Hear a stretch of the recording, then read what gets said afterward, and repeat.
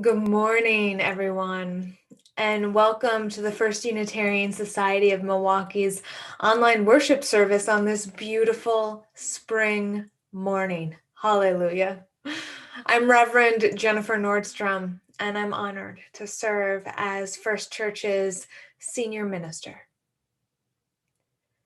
We welcome people of all genders, sexualities, ages, races, ethnicities, histories, and bodies. We welcome your mind, your heart, and your spirit.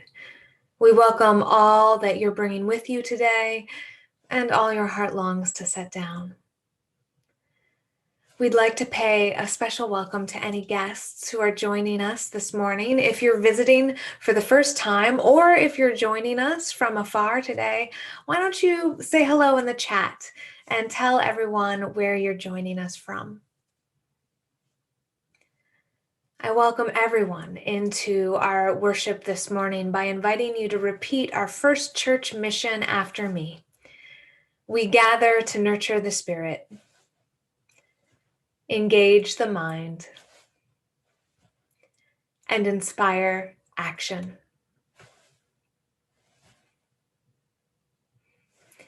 Our opening words this morning are the poem The Seven of Pentacles by Marge Piercy. Under a sky the color of pea soup, she is looking at her work growing away there, thickly like grapevines or pole beans as things grow in the real world slowly enough. If you tend them properly, if you mulch, if you water, if you provide birds that eat insects a home and winter food, if the sun shines and if you pick off caterpillars and if the praying mantis comes and the ladybugs and the bees, then the plants flourish, but at their own internal clock. Connections are made slowly. Sometimes they grow underground. You cannot always tell by looking what's happening. More than half the tree is spread out in the soil beneath your feet. Penetrate quietly as the earthworm that blows no trumpet. Fight persistently as the creeper that brings down the tree. Spread like the squash plant that overruns the garden. Gnaw in the dark and use the sun to make sugar. Weave real connections, create real nodes, build real houses. Live a life you can endure. Make love that is loving. Keep tangling and interweaving and taking more in, a thick and bramble wilderness to the outside, but to us, interconnected with rabbit runs and burrows and layers. Live as if you liked yourself and it may happen. Reach out. Keep reaching out and keep bringing in. This is how we're going to live for a long time. Not always. For every gardener knows that after the digging, after the planting, after the long season of tending and growth, the harvest comes. Let's go now to our beloved sanctuary and light the chalice, the symbol of Unitarian Universalism.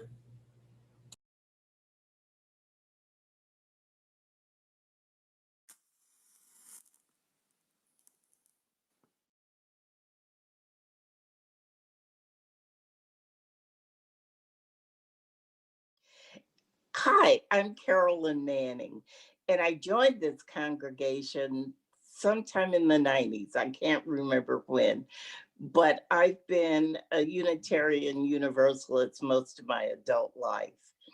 As a child, I attended St. Paul African American Methodist Episcopal Church. This congregation contained the siblings of both my parents and their children. I'm forever biased toward a feeling of warmth and community in a church. However, as an adult, I don't want to go to church with people who just think like me. And that's basically what I experienced in that church. I enjoy people who think and act according to their own wishes. I enjoy being presented with different views. I don't always agree, but at least I can listen and think later. Because of my age, I've reduced my activities, and church has continued to provide me with stimulation. Um, for me, First Church has connected me to more people and ideas that I would ever have met on my own. As I've aged, my participation in activities has reduced. I became an usher because I decided to greet people when there was no one there to welcome. And because of that, I became an usher once a month, which is really pretty good. I'm good about remembering faces, not so much names. I also, when we used to have services with programs, I joined the group on Friday afternoon that put those together. And it was a lot of fun, just catching up with what we did on Fridays. I have been told that for the last 2 years, I have been the first pledge to arrive at First Church. And I've also increased my pledges. I really feel that church is valuable, and this church is extremely valuable to me. Doing that spirit says do. You got to do, and that spirit says do.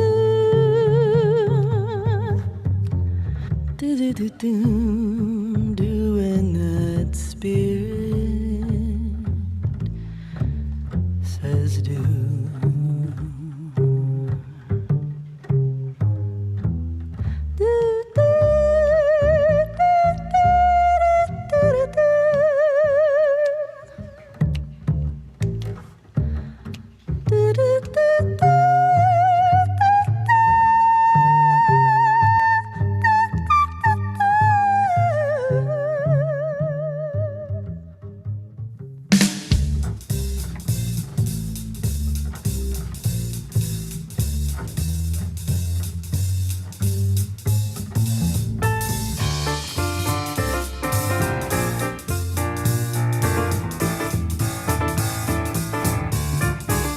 You got to do when the Spirit says do. You got to do when the Spirit says do. When the Spirit says do, you got to do, oh Lord. You got to do when the Spirit says do. Spirit says do. Spirit says do. Spirit says do. Spirit says do. Spirit says do. Spirit says do. You got to sing when that Spirit says sing. Sing when the Spirit says sing. You got to sing when that Spirit says sing. Sing, sing, sing. When the Spirit says sing, you got to sing, oh Lord. You got to sing when the Spirit says sing. Spirit says sing. Spirit says sing. Spirit says sing. Spirit says sing. Spirit says sing. Spirit says sing. You got to groove when the Spirit says groove. You gotta be grooving, you gotta be grooving. You got to groove when the Spirit says groove. You have got to groove. When the Spirit says groove, you've got to groove, oh Lord. You've got to groove when the Spirit says groove. Says groove. Spirit says Spirit says groove. Spirit says groove. Spirit says groove. Spirit says groove. Spirit says groove. You got to rock when the Spirit says rock. You got to rock when the Spirit says rock. When the Spirit says rock, you got to rock, oh Lord. You got to rock when the Spirit says rock. Spirit says rock. Spirit says rock. Spirit says rock. Spirit says rock. Spirit says rock. Spirit says rock. Check it. Yo, I had to call before I walk and now I do the 1-2 step. I heard the Spirit and it said the groove, yeah. That's why I do my own shuffle, tapping feet, clapping hands. If you could talk, you could sing. If you could walk, you could dance. Spirit told me bust a track with the vocals, and I come around your city rocking with the locals. Fading out, got my eyes closed. I think the Lord talking to me, gotta get up all in my zone. Candle gazing after doing Kundalini. I wrote it in my journal, trying to find the true meaning. It ain't gonna happen overnight, I really ain't stressing. I'ma get the blessing. I don't need Google directions, I just follow Spirit. I think I start to hear it. The elders talk about alignment, I just start to get near it. Walk along the path, with or without a groove. When the Spirit says do, I make it do what it do. Come on. Do when the Spirit says do. Oh yeah. You got to do. Y'all know what it's like when the Spirit says do.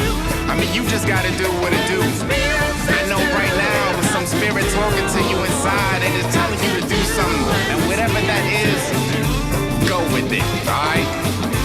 Spirit says do. Spirit says do. Spirit says do, and you know what? I'ma do what I do. You go ahead and do what you do. And that's how we gonna do what we do. You know what I'm saying? Yeah, baby. Spirit says do. Hey, hey, hey.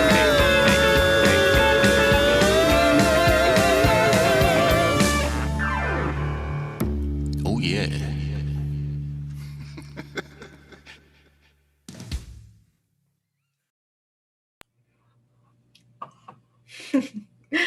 What a delight it is to see all of your faces. And thank you so much to everyone who has pledged already. We're 80% in. So the last 20%, come on in, join us.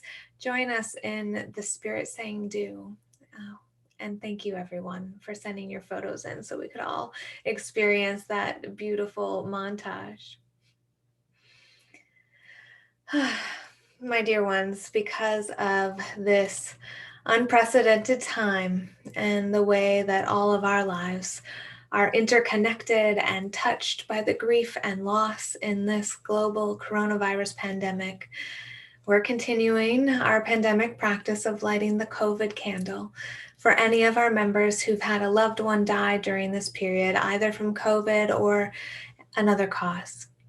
If you've had a loved one die during this time and want the COVID candle lit for them during Sunday worship, please contact one of the ministers. Chris Nolte's father, Richard Nolte, died of a heart attack on February 13th, 2021 in Estero, Florida. He was 75 years old.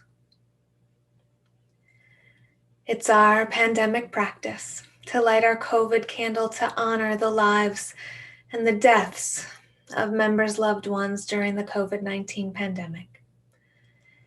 Today, we light our COVID candle in honor of Richard Nolte.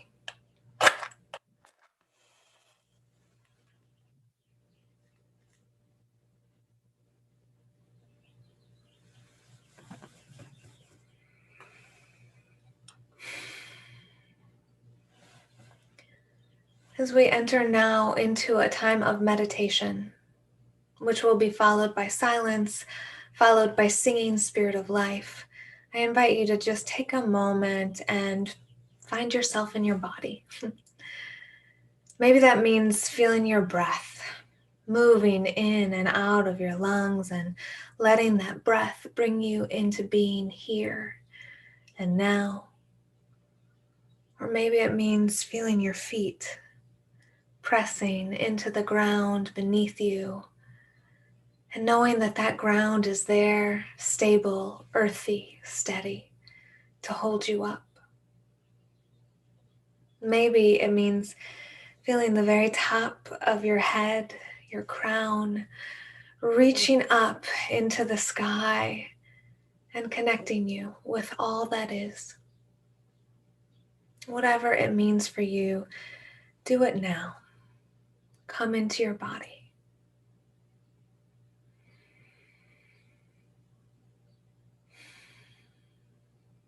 Spirit of life and love, Holy One of our being and our becoming, that which is sacred within, among, and beyond us. Bring us together today in balance on this spring equinox weekend, in hope, in vision, and in a community of commitment. Nourish us and encourage us to nourish one another and the world. Comfort us and all grieving hearts today. Wrap those suffering losses in love, especially the loved ones of the 8 people who were murdered this week by misogynist and white supremacist violence in Atlanta. Especially the loved ones of the Asian American women who were targeted in the attack.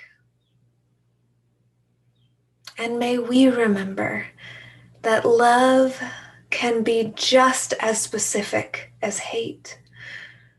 And let us be instruments of love in the world this week, especially loving our Asian American and Pacific Islander sisters and siblings. May our commitment to building beloved community manifest in the work of our heads and our hearts and our hands. May we put our time and our energy and our resources into that which we hold most dear. May it be so, and amen.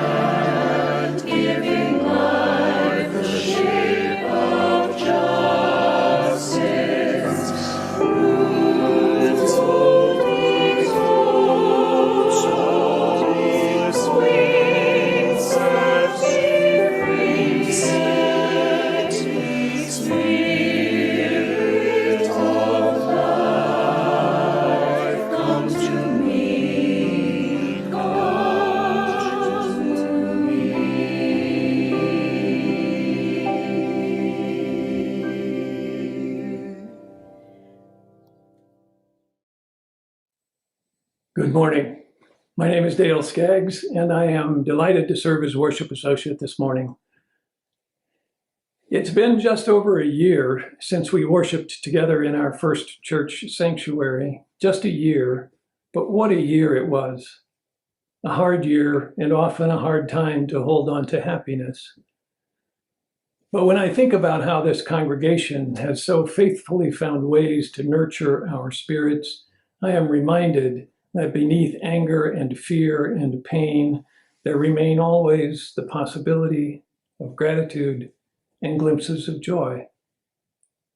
Folk singer Carrie Newcomer wrote that happiness has soft edges and it comes and goes, but joy is made of stronger stuff.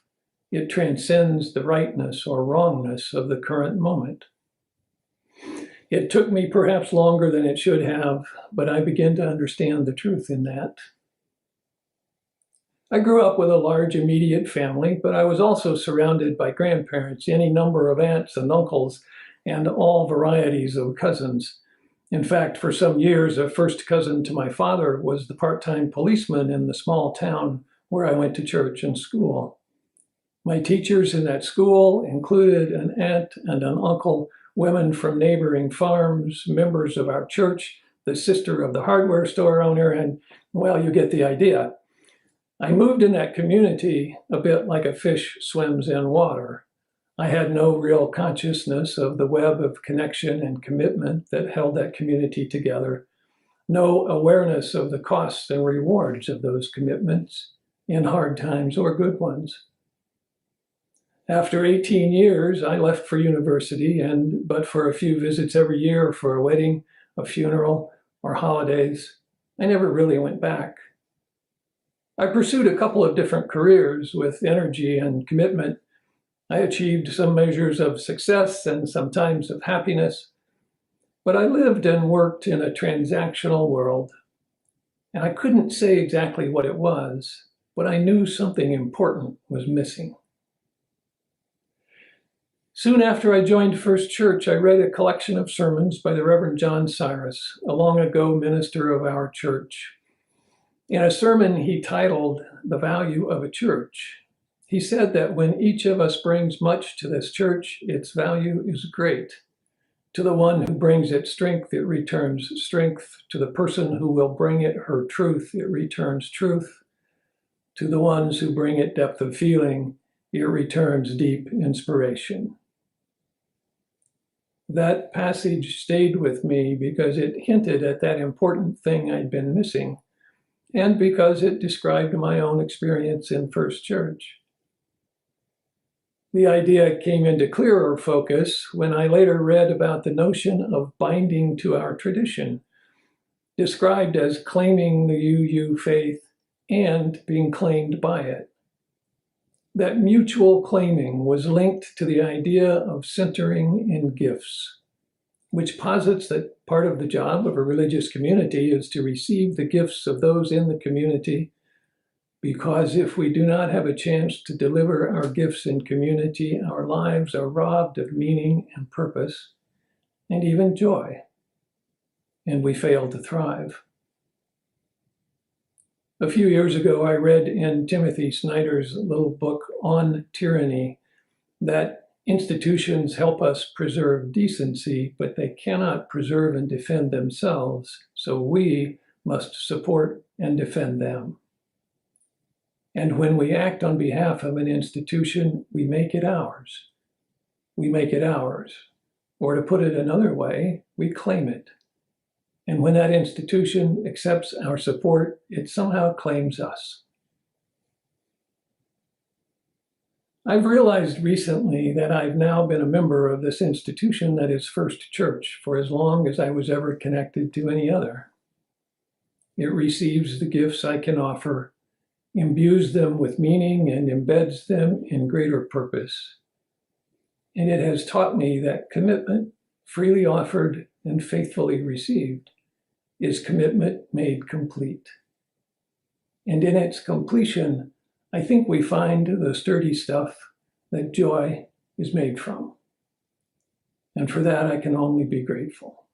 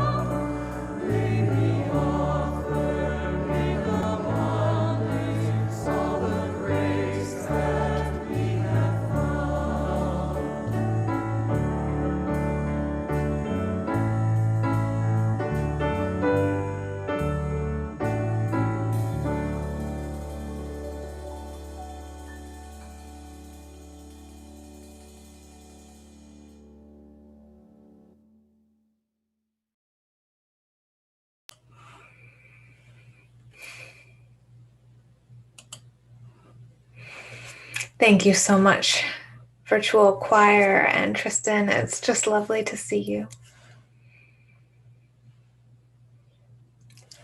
In the book, Making It on Broadway by David Weiner, actor Doug Storm tells the following story.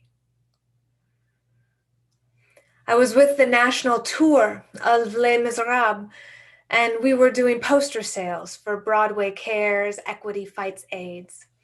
If someone donated $50, they would receive a poster signed by the entire cast. After one performance, I was in costume, selling posters in the lobby, and I noticed a little girl who was looking at me like I was the Messiah. I heard her say, "Please, Mom, please, please, can I have a poster? Please, please, please, please, please."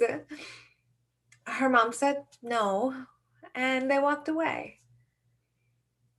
Then there was a moment I will never quite forget. In my left ear, quite distinctly, I heard a little whisper that said, "Go, Doug, go." Without another thought, I took off in full costume, ran outside the theater, and saw the girl and her mother down the block. I ran down the street after them. I approached the girl and I said, "Excuse me, you forgot your poster." She turned around and just stared at me, and I handed her the poster and ran back to the theater before anyone could say anything.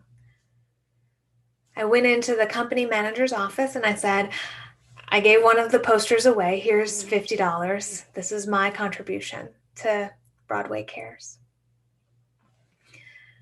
A few days later, I came in to work and there was a letter on the call board. It read,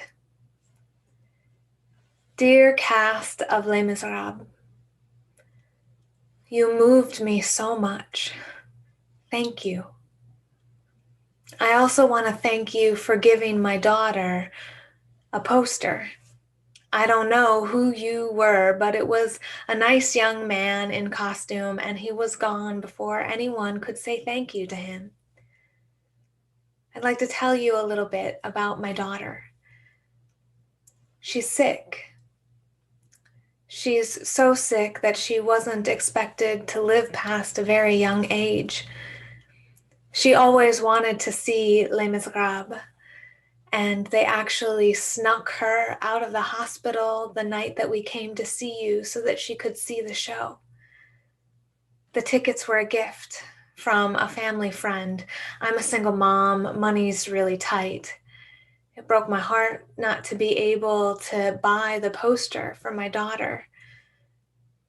Thank you so much, whoever you are, for giving it to her. Thank you. Thank you, thank you." Doug looked around, and the entire cast of the show was standing together, reading that letter and weeping.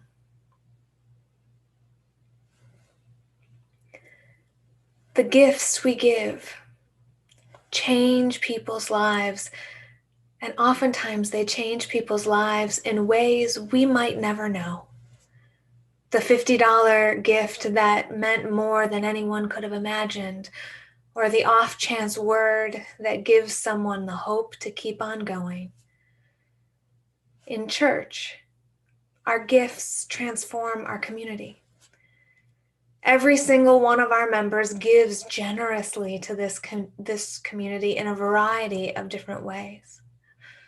Just this week, 4 of your fellow members agreed to give their expertise to a team that will think through what criteria and precautions we're going to use to reopen the church safely and when. If you're wondering when, which you might be wondering, we don't know yet.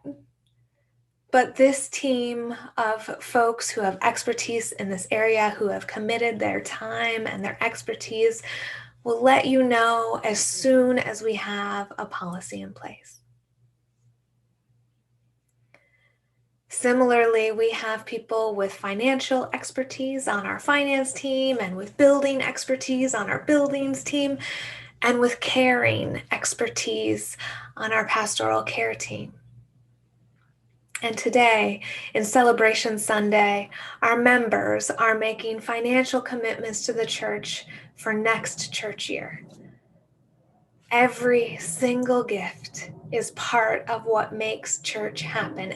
Every single gift, no matter how large or seemingly small, changes people's lives. In one of our worship associates meetings, Dale Skaggs told a story from when he was serving as a worship associate years ago. When he was leading the welcome, on a whim, he encouraged people at church to say hello and introduce themselves to someone that they didn't know before they left church that day. Two people who didn't know one another were sitting near each other, and they said hello that day for the first time. It was the beginning of a lifelong love story. Years later, they told Dale that they hold him responsible for their marriage.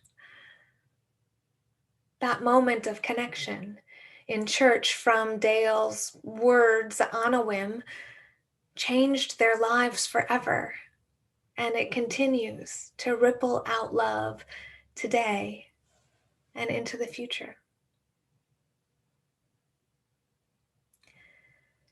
4 years after Doug Storm ran into that little girl and gave her a Les Miserables poster, he was sitting in the dressing room before a performance of The Scarlet Pimpernel and feeling bitter and jaded. It was the night before the show was scheduled to close, and he was worried about being unemployed again. Storm writes, "Out of nowhere, at the stage door, I heard a little voice. 'Mr. Storm?' I thought, oh God, who is calling me Mr. Storm, for crying out loud? I looked around and I froze.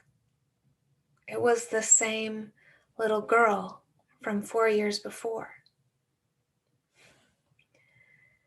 That night, the little girl gave Doug Storm a gift and told him that she had been following his work. He invited her to come again the following night backstage for the last show of The Scarlet Pimpernel, and then he resumed getting ready for the show that night. But before he finished putting on his makeup, he stopped and he read the little girl's note to him on her gift. She wrote, "I just want to let you know that I've been accepted to NYU Tisch School of the Arts for drama, and I'm going to enroll because someday I want to be able to give a kid a poster. Thank you for helping shape my life." Doug said that he lost it and started weeping there in the dressing room.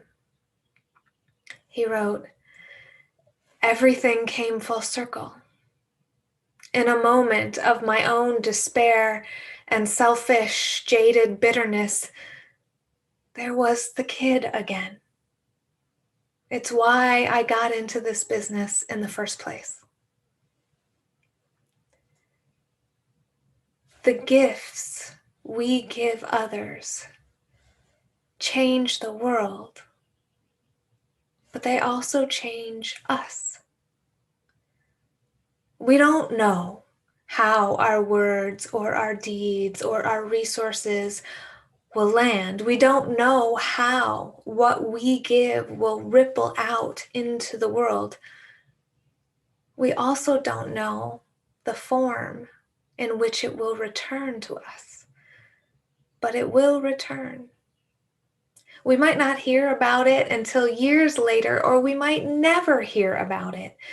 But because our gifts change people, when they flow out from us, they change the realities of the world in which we live, and that affects us. That story of the couple who met in church, the gift that Dale gave to them through his words didn't only change the couple's life, it also changed Dale. His words on a whim came back to him, and they affect him to this day. I've heard Dale tell that story several times because it helped him understand the power of a few simple, loving words encouraging people to connect. It helped him understand how the gifts we give ripple out from us in ways that we might never know.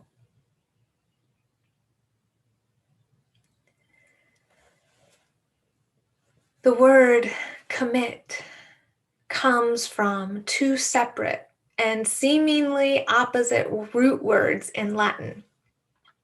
The root word com means with or together, while the root word meter means to let go, to send. In this church, we come together to make our commitments to one another and to this institution, and then we send them out into the world, not knowing how our words, our gifts, our resources will transform people's lives, but knowing that they will. It's the collaboration, the giving together that makes this powerful and transformative community possible. We can't make this beautiful church transformation machine happen on our own. No one financial gift makes up the whole budget. No individual gift of expertise makes the church function. It's all of us together that make church work.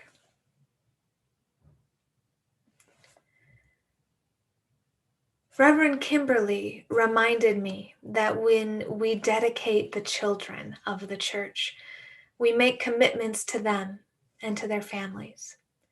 We make commitments to be with them in times of struggle and gladness, to delight in their accomplishments and to share in their sorrows, and to encourage them as we grow. We make these promises and hope that we might be worthy guardians of their young lives. We do this in a variety of different ways at church. Every year, we have a religious education program called Mystery Friends, where children in the congregation are paired with adult members as pen pals. Without knowing one another's identity, they write letters to each other for a month, and then they finally meet one another at a religious education party. Last year, the March Mystery Friends Party was the last in-person event of the religious education department before COVID sent us all into the virtual world.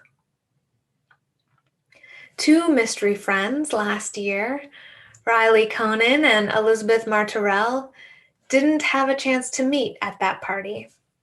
They didn't think much of it at the time. They just set another date for them to meet. And then COVID struck. So they rescheduled their meeting for later.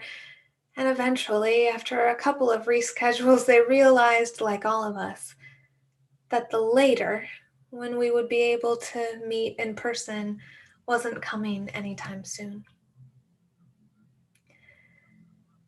So instead of meeting up, these 2 mystery friends just kept writing letters to one another.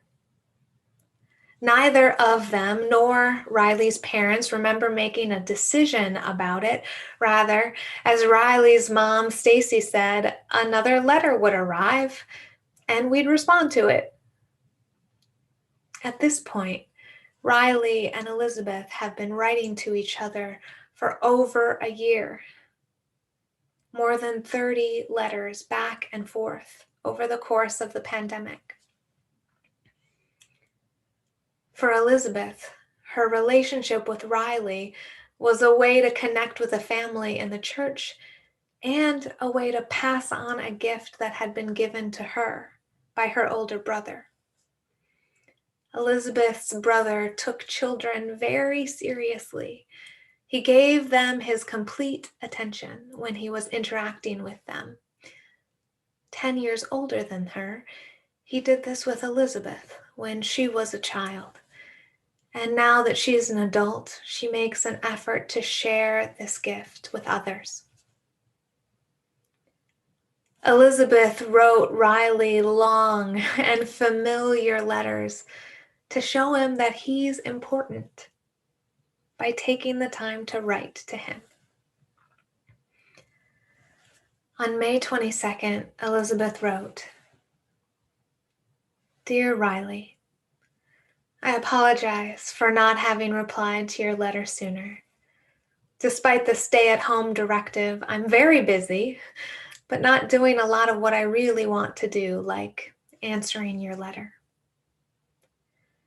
We got home from California just in the nick of time on March 9th. The shutdown began that same week. Life certainly is different. It will take a while for us to get comfortable wearing masks when we go out, but it's so important to do. Do you and your sister have masks?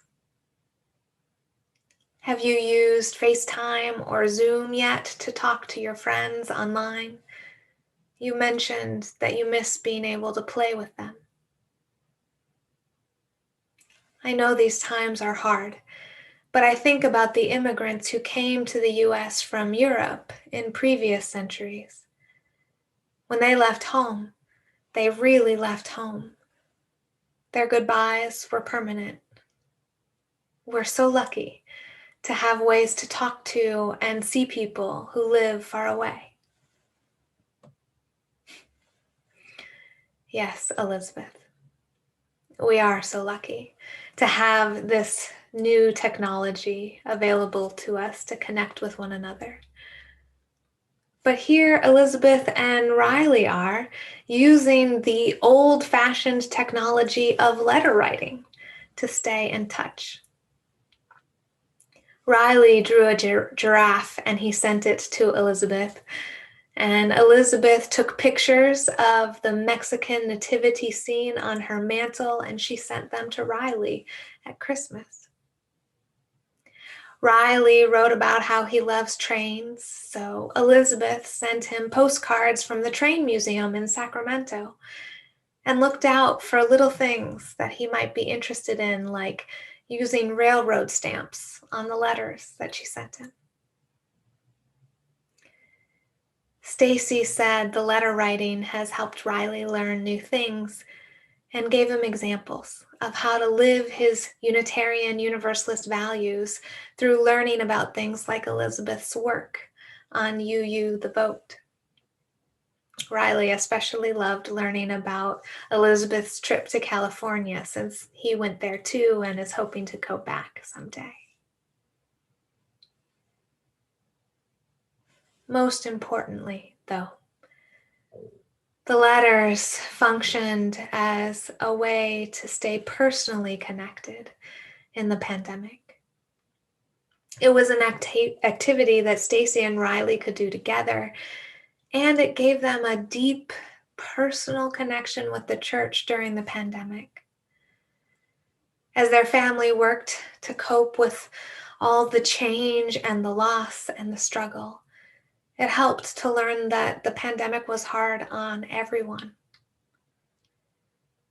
Stacy also said, while it's always heartwarming when people at church embrace their children, it's been especially meaningful over the past year when they so desperately miss the connections they had in person.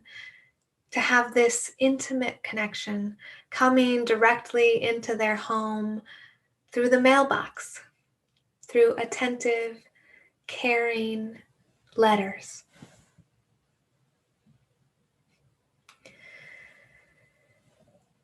Right now, it's more difficult to see the way the gifts we give to church change people's lives because we're so spread out across the city and beyond. But it keeps happening. We keep changing one another's lives. We've made promises to one another, commitments to keep showing up and to love each other through the hard stuff, and this pandemic is the hard stuff. Last year, at this time when we had our pledge drive celebration Sunday, it was our first Sunday of virtual church. We never could have imagined our commitments would need to live through a year of physical separation. But they did need to, and they lived through it. Our commitments and our connections keep on living and growing and nourishing our members and our friends and the world beyond us. Our pledge team set a goal this year of 100% participation in this year's pledge drive. And as of last night at 10 p.m., we had 80% of our pledges in, with an overall increase of 9%. That is huge. It's a higher percentage of increase and pledges in on Celebration Sunday than we've had any year since I've been serving here. And it's just amazing. First Church, you floor me. Thank you. Let's keep going and get to 100%. So the 20% that are out there, the 75 households that haven't turned in your pledge commitments, please turn them in today. Turn them in as soon as possible.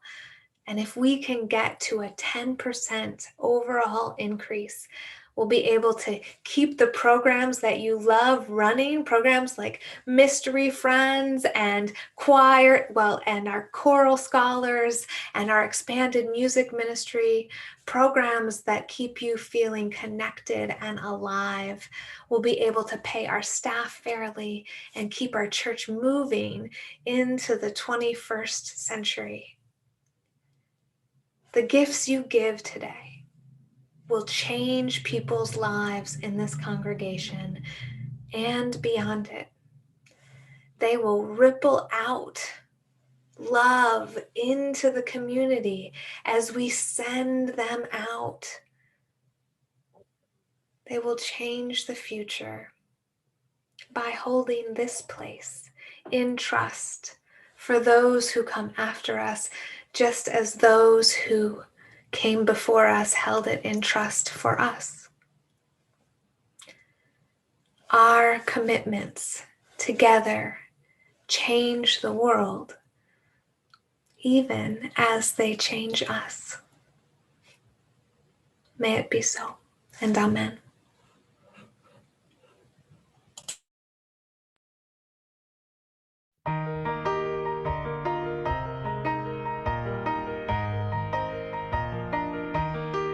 From the light of days remembered burns a beacon bright and clear, guiding hands and hearts and spirits into faith set free from fear. When the fire of commitment sets our mind and soul ablaze, when our hunger and our passion meet to call us on our way.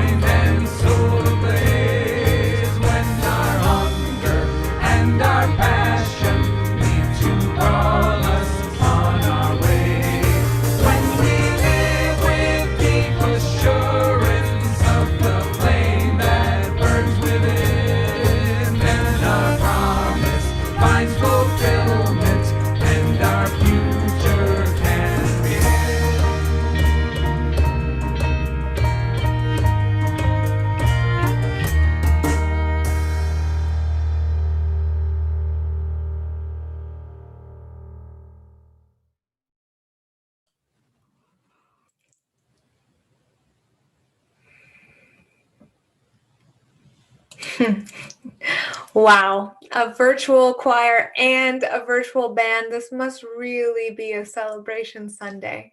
Thank you, musicians and singers, for sharing your gifts with us today. It's a real treat.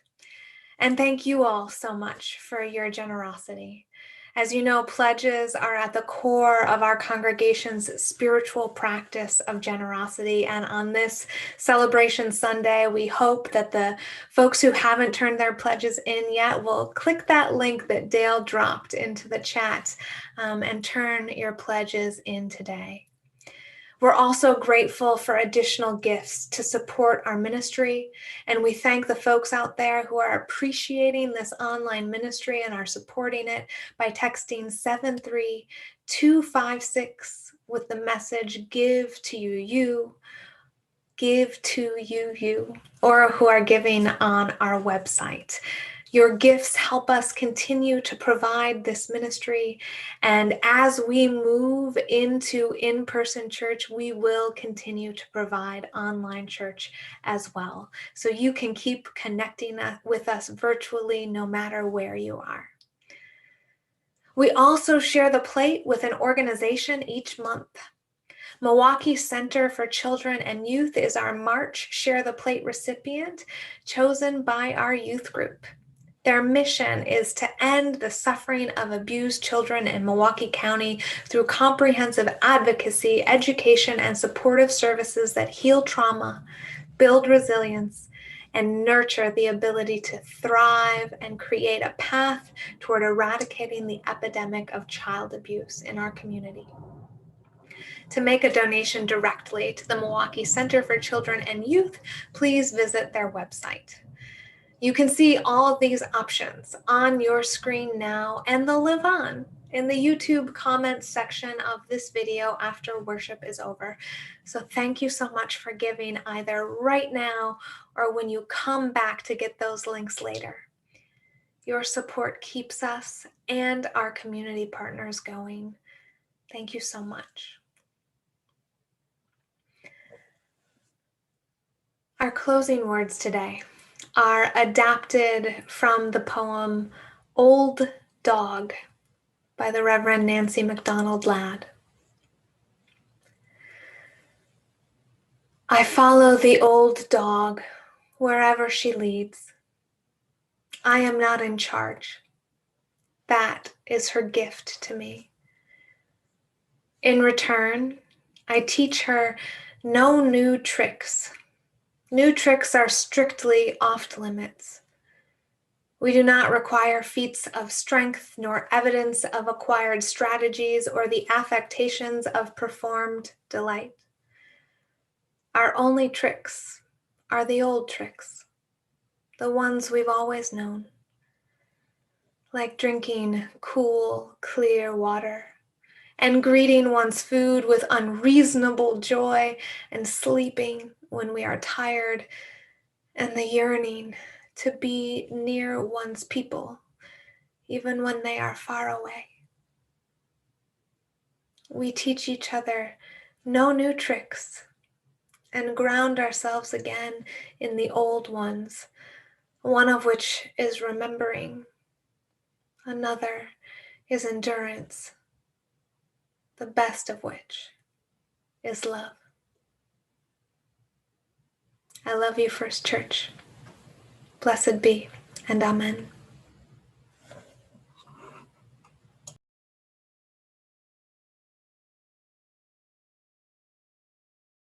We are going, heaven knows where we are going. We know within, and we will get there. Heaven knows how we will get there, but we know we will. Whoa, yeah, yeah. Whoa, yeah, yeah. Whoa, yeah, yeah.